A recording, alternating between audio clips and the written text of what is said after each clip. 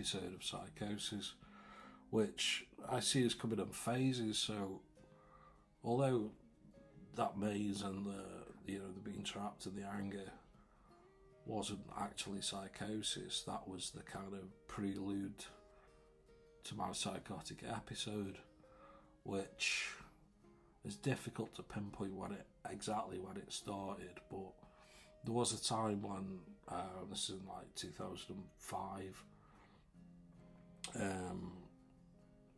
I went to a festival, and I've been smoking quite a lot of cannabis and drinking, which I did on the day, and then I took something else that I'm not quite sure what it was, but it made me really paranoid, and I don't remember a lot about the weekend other than feeling sort of quite spaced out, confused.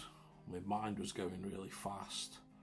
I kind of felt dizzy, like if I looked down I felt dizzy, not in a good place. So I got back from the festival thinking, I'm just going to sleep this off now, because it was horrible. I just wanted to go to sleep, but I couldn't. And I looked in the mirror, because it was hot, all my face was like burnt, and I was thinking, is that? I thought, like, I couldn't work it out, and then it was like everything felt like it had an extra intensity to it, and I thought that someone had put cooking oil over my face, which is why it was all burnt, and I started having like conspiracies about my friends, and I was living with my brother, and I thought, like, my brother's in on this, and I was kind of walking around my flat, and it felt like I'd never been there before. It was like I was in someone else's house. It was like a really unusual, confusing feeling, like where am I? And I was looking at like DVDs and books, and I was like, who's are these? Like, what are these? Like, who's this person who lives here? What's he trying to do? Like, what's he trying to work out? And it was like certain films had sort of stood out to me. Like, I remember like The Game. There's a film called The Game with Michael Douglas, and that stood out to me as being like, that's what I felt like I was in, as this sort of conspiracy started to spiral out of control.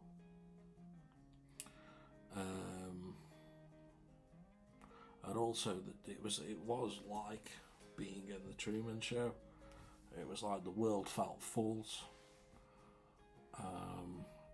Everything wasn't the way that it should be. Everyone was living under this false sky in a way.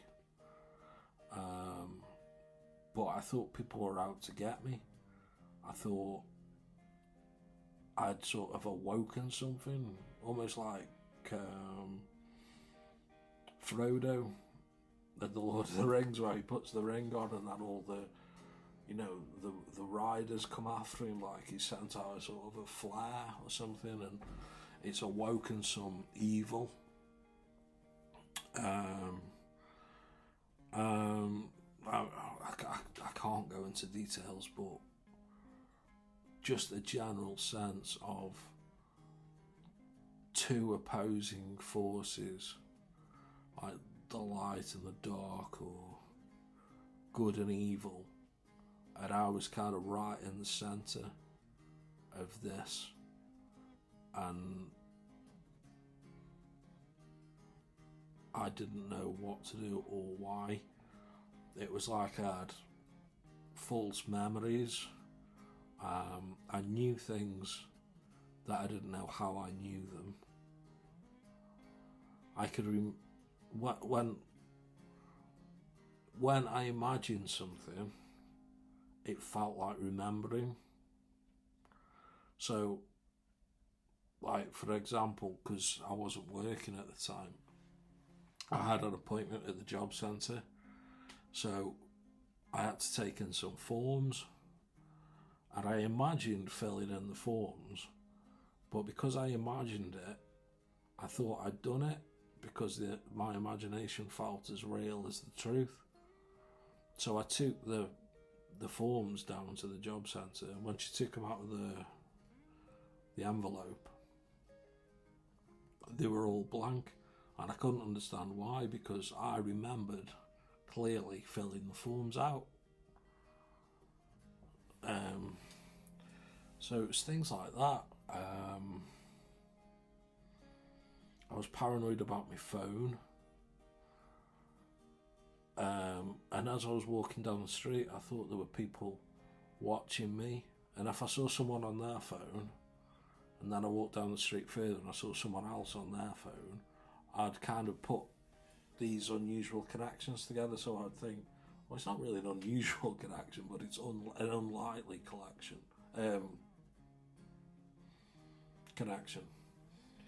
That these two people were actually talking to each other. So I thought there was a group of people who were watching me. There was someone doing like a survey, trying to get people to sign up for something. I think it was gas or electric or something like that. Because I looked a mess because of my face, he kind of walked up to me and then saw me and sort of went, "Oh no," not, and walked away. Because he'd done that, I thought this survey was about me. So I kind of confronted him and I tried to explain, because although these things were going on, in my mind, a lot of what I was quite rational. Although I had these delusions, the rationale behind the delusionals was quite sound. So I thought, what I'll do is I'll explain. I'll say, like, I've been away and I'm feeling quite paranoid, but I'm feeling a little bit paranoid about what you're doing.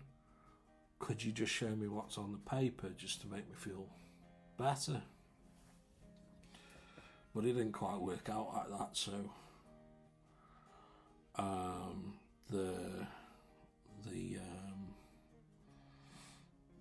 he saw me as confrontational, which I was trying my hardest not to be, and there was a bit of a scene which I felt embarrassed about. I went to a church. A few times I went to church to try and see if they had any solutions or could help me in any way, but I don't think they really understood what was going on.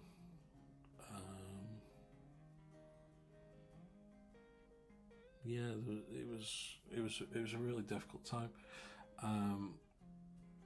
and like different colours seemed to stand out to me. It was like the colour yellow was particularly important. It felt, the colour yellow felt synthetic. Like if a child draws a picture of the sun, they'll draw like a yellow circle with maybe a smiley face or some lines coming from it. But like I knew that the sun wasn't yellow. I knew that the sun was like gold and silver, rays of light and fire, and I could see all these extra details. And when someone, and to me the colour yellow seemed to represent schizophrenia. I kept thinking of like a plain white wall with just a yellow square, which I don't know why I had that reoccurring thought, but it was like synthetic, like the colour the square as quite a, I wouldn't say geometric, but an angular, false, man-made sort of shape. And then, like I say, the colour yellow representing the sun, but the sun isn't a square, it's spherical, and it isn't a circle. I don't know, but these are the thoughts that I was thinking.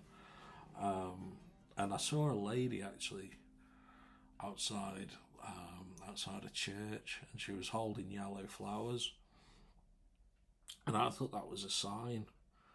So I went over to talk to her. I think she was quite startled, really, by me. She'd asked if I'd been in a fight because of my face. And I think I asked if she was waiting for me, or if the flowers were for me or something, because there was just something. The yellow, the flower, and the colour, which meant schizophrenia, almost like it was a gift or something like that. I don't know exactly what it meant, but I thought that I was convinced that it meant something. And I remember her saying to me, like, I looked into the church door and there was like a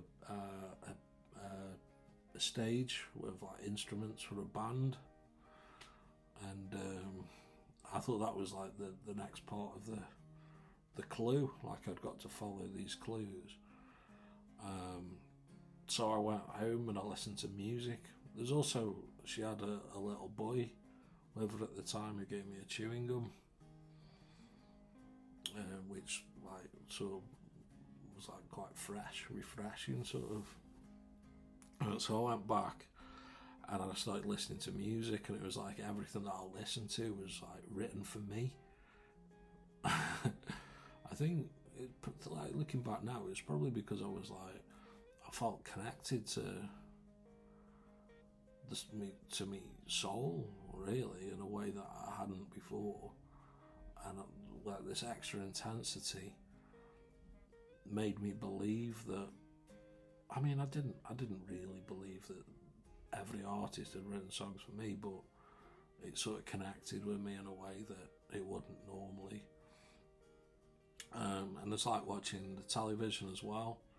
That was the same. I remember like Big Brother was on at the time with Dermot O'Leary, and every time Dermot O'Leary, like, he used to say like, I'll see you after the break, and every time he said that, I'd be like looking at the front door, expecting him to like be knocking on my front door, or even like the weather. If I was watching the weather forecast and it said something about, it's going to be sunny, I felt like that was like the conditions of my mind, like it was like an internal description rather than an external. The weather. It was like I don't know, like I suppose like a what they're called, a forecast, like you get a horoscope forecast. It was almost like that.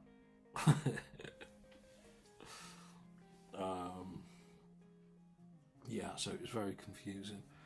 I remember that I started to believe that there was a man that was after me, who was part of this organisation of people that are after me.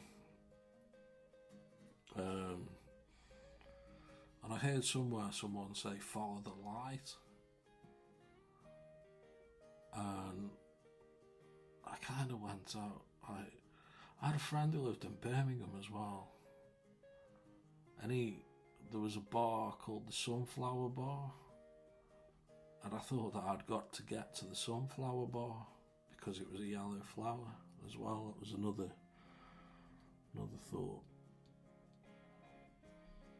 But there was one night that I went out and it was all like light and dark. In my mind, this epic battle for my mind between light and dark.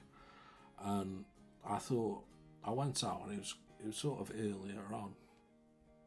Well, not earlier on, it was dark, but people had the lights on, and I thought if someone had a light on, that was like a vote for me, like, because with my sense of anxiety, I felt like something was about to happen constantly. Like I'd walk around the corner and like open a door, I'd expect someone to jump out on me. But I didn't know whether that was a positive or a negative thing, because if someone jumped out, someone could jump out with a knife and like want to kill me, or someone could jump out like a surprise party. So I didn't believe that my friends would do something horrible. So it would be like sort of think of like the surprise party, constantly on edge like that. It's like I couldn't relax and I couldn't sleep.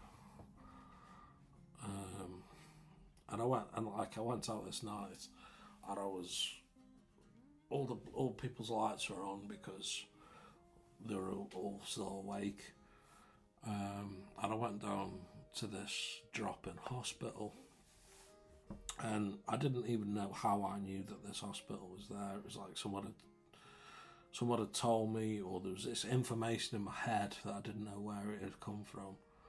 So I went for a walk just to see if this place existed, and as it turned out, it did. So I went to where there was like a blue door, and I thought that was the entrance, although the actual entrance was kind of around the side. So I went up to knock on this blue door, and I knocked on, and there was no answer. So I reached up, and there was a switch, which looked like a buzzer, and I pressed it, but it was actually a light switch, and it turned off the light in the corridor of the hospital, and I was like,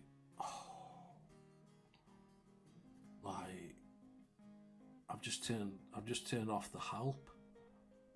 You know, it's like, this is a hospital, it's supposed to help me, but they can't help me because I've just switched it off. Because the light is good, the darkness is bad. And then I started to walk back, and I was like, it felt awful, you know, and people were going to bed, so they were switching the lights off. And I was just kind of lost on my own in this darkness. I just didn't know what to do. I felt like people were leaving me signs all over the place. Like, my brother put the water timer on. We had a timer for the water, and I thought that was like a timer on my head. You know, after me, it was like, when that timer runs out,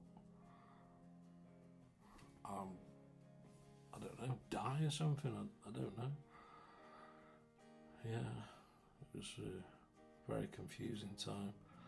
I eventually got some help, and I went into a hospital where I spent the night, but it was an assessment ward, and I felt, because I went in and I had to have a blood test, and I was paranoid because I was like, could you find out what's in my blood? Can you find out what's in my blood?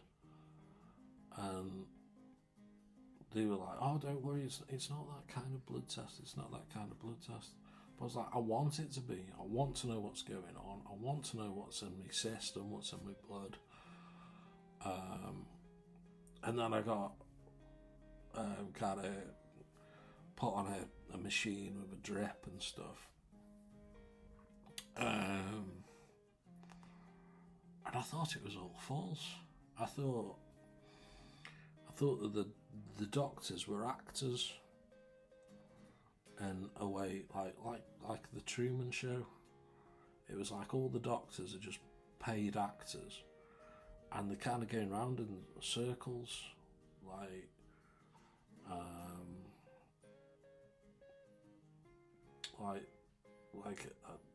someone will, cause there was someone printing things off on the computer, and she kept walking around the back, and I was like, what's around the back there? What is that, like the storeroom or something? Like, not thinking it's like, because I wouldn't expect them to build a whole hospital just for me. It would be, you know, there's got to be like so I was kind of like going off and like opening doors and just to see what's behind, just to kind of find the edge of the set in a way, and the actors. And I also thought that they were trying to clone me because of the blood sample, which I think went missing, and they had to have another blood sample, or something went wrong where it didn't work. So I was sort of suspicious of that, and I thought they were trying to clone me. So that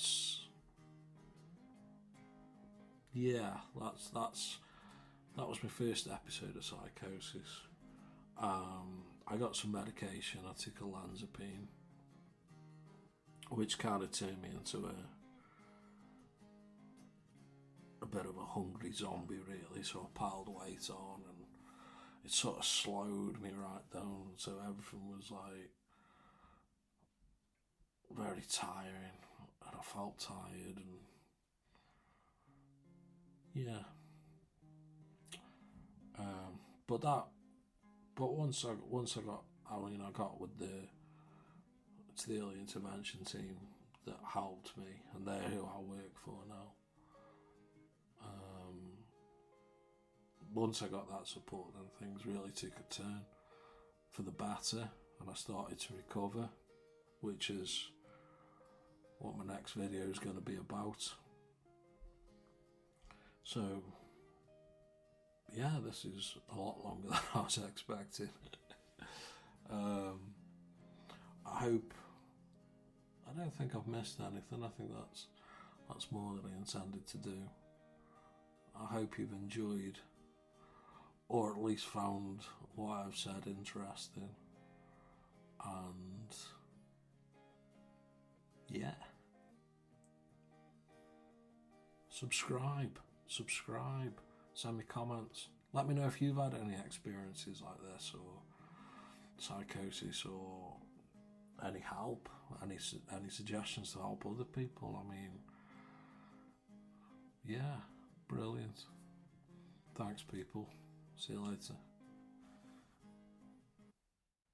Below there's a link, and if you click on it, it'll take you to Amazon, where my book's now available.